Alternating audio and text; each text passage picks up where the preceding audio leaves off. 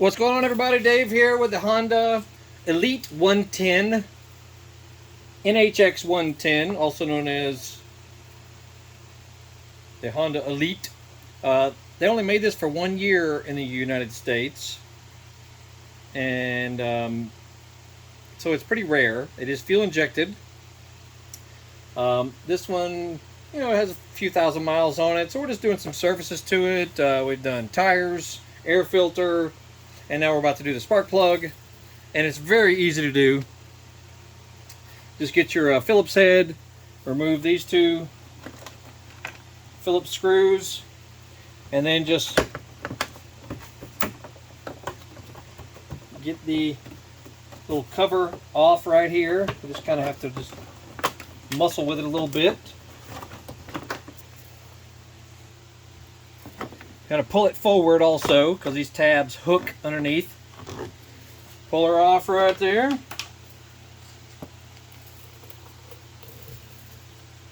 And you'll see. Alrighty, and you shall see. Spark plug cap is right in there. Let's get a pointer. Right there.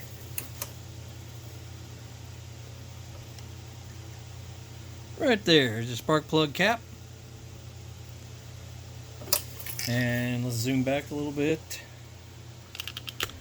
so you can see where we're located on the right hand side of the seat. No big deal. You will need your 5/8 spark plug wrench socket with an extension and probably a swivel. And one of my favorite tools is a spark plug boot puller. Little pair of pliers with soft jaws on the end. You can get these at pretty much any hardware store or auto parts store. Very handy for pulling the spark plug cap, because this is kind of cramped in there. You may have to pull off this little hook here and get the wiring harness over, slide it over a little bit so you can get in there better.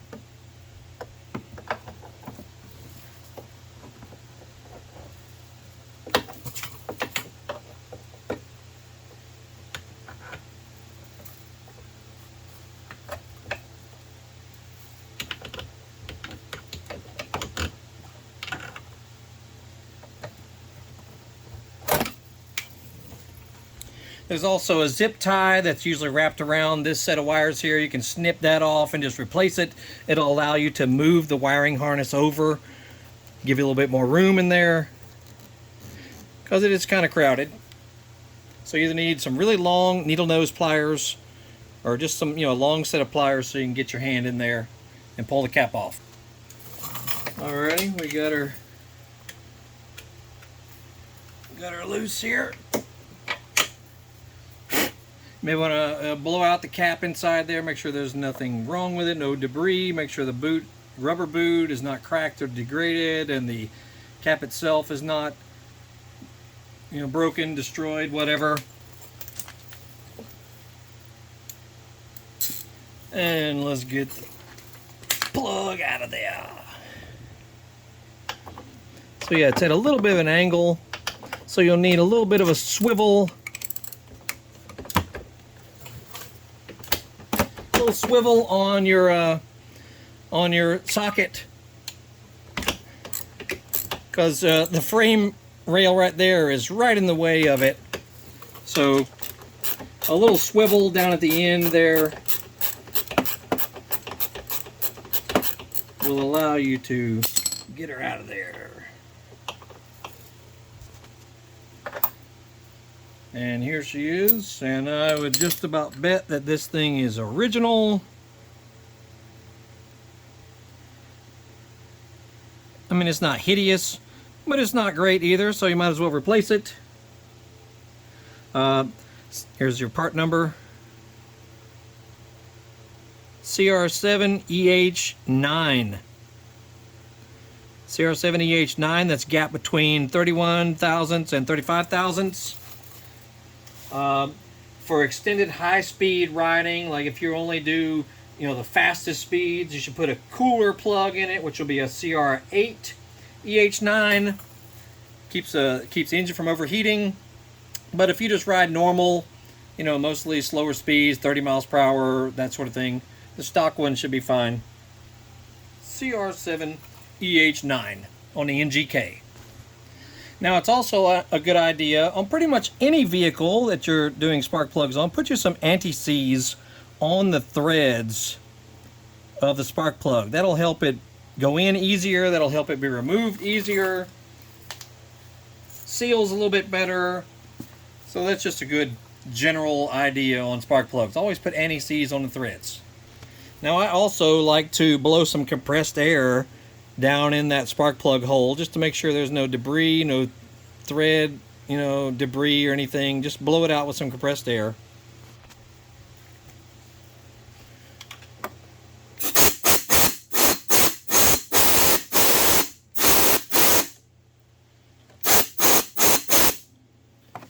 There you go. You never know, could be a little bit of grit or anything in the threads. And another little tip for this vehicle, put you a little electrical tape around the swivel. That'll keep it from flopping over so far, because it just needs a little bit of angle to it, you know, to get it in there.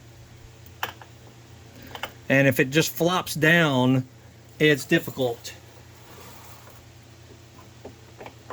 to get this bad boy in here.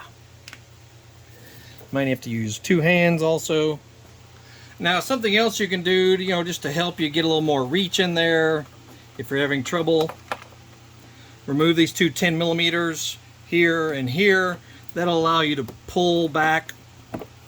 And there's a little Phillips also right here. That'll help you pull the body back a little bit, so you can just get your hands in there a little bit easier. And you can take off, you know, you got a cover right here. Just pull that down. Now you can get a little bit more reach inside there, you know. It just helps you get a little more direction. Okay, if you can see in there, I know it's a little hard to see now, but see how I got this long extension here. Now, and you always start turning a spark plug by hand, you know, until it feels good and snug. Then the manual says to turn it. It doesn't give you a torque spec, believe it or not. It says turn it about a half a turn after it seats, and then you should loosen it and then retighten it, you know, and because you're going to compress a little washer in there, and that's good practice anytime you install a spark plug. So after it seats, okay, after it seats, turn it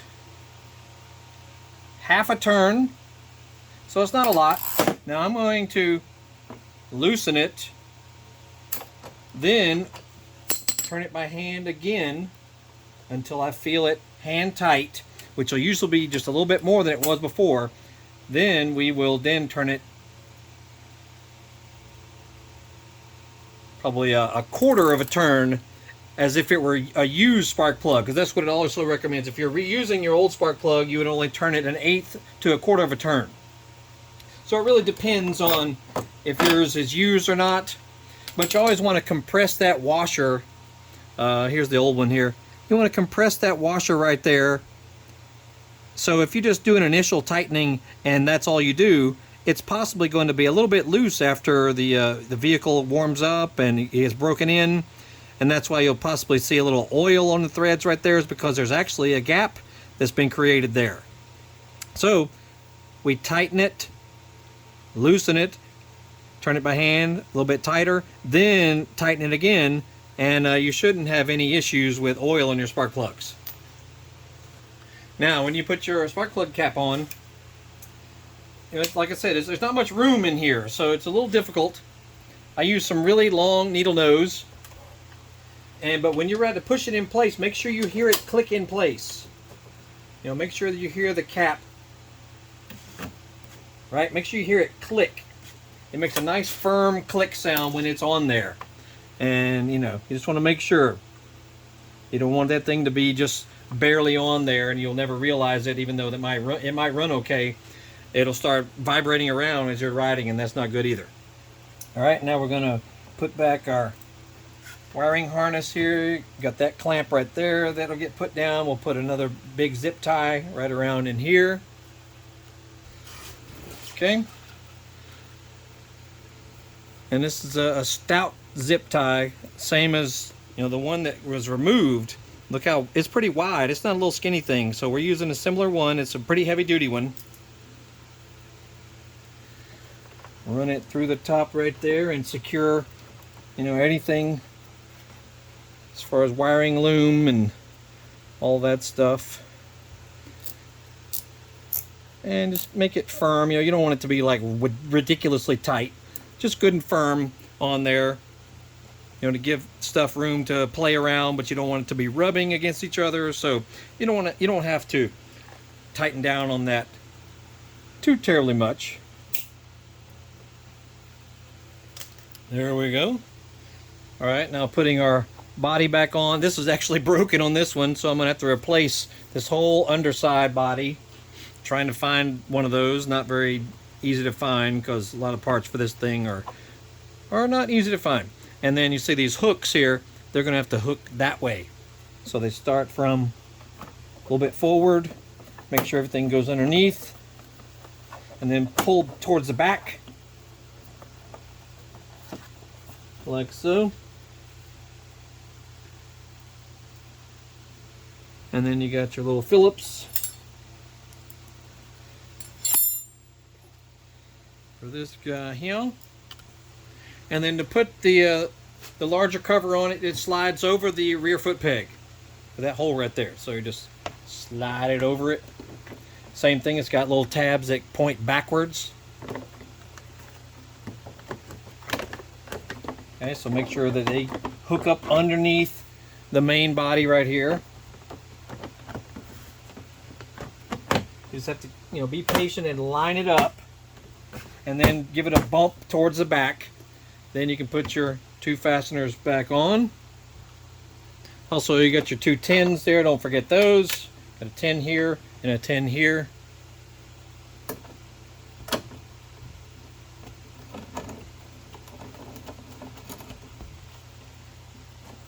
Like so. And then finally, these two little Phillips guys. I have to jiggle it around a little bit to get them to get going in there. So we're just doing some miscellaneous services to this thing. You know, new tires, front and rear. Look at the old air filter. Oh my goodness. Horrible. Air filter. We put new grips on. Spark plug. We're about to do an oil change and all that stuff. But, you know, a lot of it is pretty self-explanatory how to do.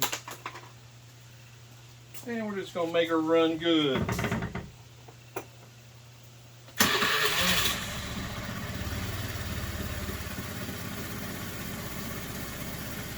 There it is. Yeah, check out the new tires. Pretty awesome. Front and rear tires looking good. Purring like a little kitten.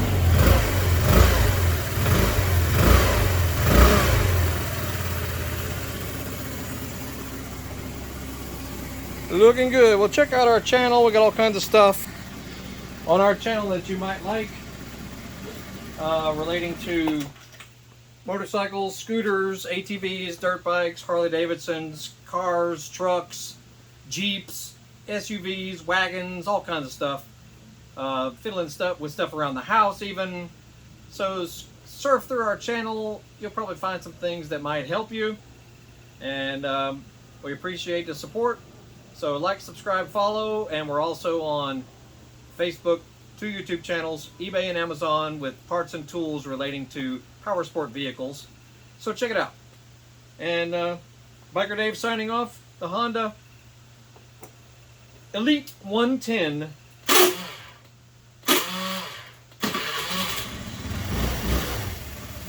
Let's take it for a ride.